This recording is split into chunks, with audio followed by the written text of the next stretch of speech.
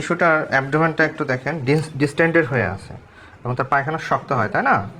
আচ্ছা, শিশুদের বাথরুম শক্ত হলে অনেক সময় আমরা শিশুদেরকে বিভিন্ন ধরনের ওষুধ দেই, তবে সবসময় ওষুধের উপর নির্ভরশীল না হয়ে আজকে আমরা একটা অ্যাবডোমিনাল ম্যাসেজ শিখাই দিচ্ছি, হ্যাঁ। এবং এইভাবে যদি আপনি নিয়মিতভাবে ম্যাসেজ করতে পারেন তাহলে আশা করা যায় তার পটিটা নিয়মিত হবে ইনশাআল্লাহ। এটা খুবই সহজ একটা বিষয়। প্রথমে হচ্ছে অলিভ অয়েল নেবেন, হাতে এইভাবে অলিভ অয়েল, আমার কাছে নাই যদিও, অলিভ অয়েল নিতে হবে। প্রয়োজনে অলিভ অয়েলটা আপনি অ্যাবডোমেনে জাস্ট একটু এইভাবে আলতোভাবে দিয়ে নিতে পারেন, হ্যাঁ।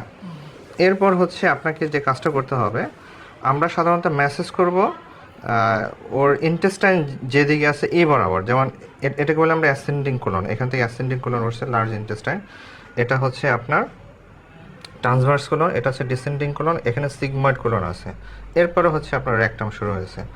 তো আস্তে আস্তে আমরা ওকে মেসেজ করব। এই যে অলিভ অয়েল যেটা আছে এইভাবে দিব আমরা, দেওয়ার পর হচ্ছে আমরা ক্লকওয়াইজ মেসেজ করব, যে ঘড়ি কাটা যেভাবে ঘোরে আর কি, হ্যাঁ, এইভাবে, যে এইভাবে আস্তে আস্তে করে আলতোভাবে প্রথমে দেওয়ার চেষ্টা করব, এইভাবে এইভাবে।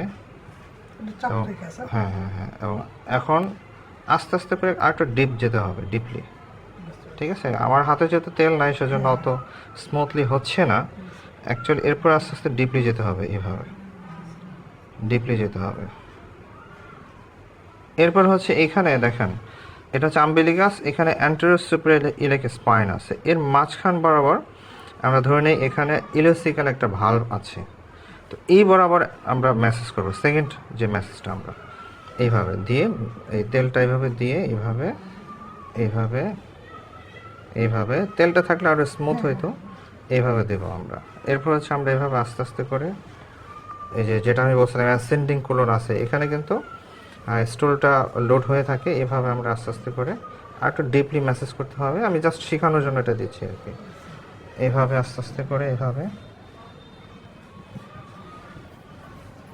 এইভাবে, এটা হচ্ছে আপনার ডিসেন্ডিং কোলন, এখানে সিগময়েড কোলন আছে, এইভাবে আমরা মেসেজ করব। এইভাবে যদি মেসেজ করা হয় তাহলে সবসময় বাচ্চাদের ওষুধ লাগে না, এটাতে অনেক সময় দেখা যায় যে শিশুরা আরাম বোধ করে এবং তাদের পায়খানা নরম হয়।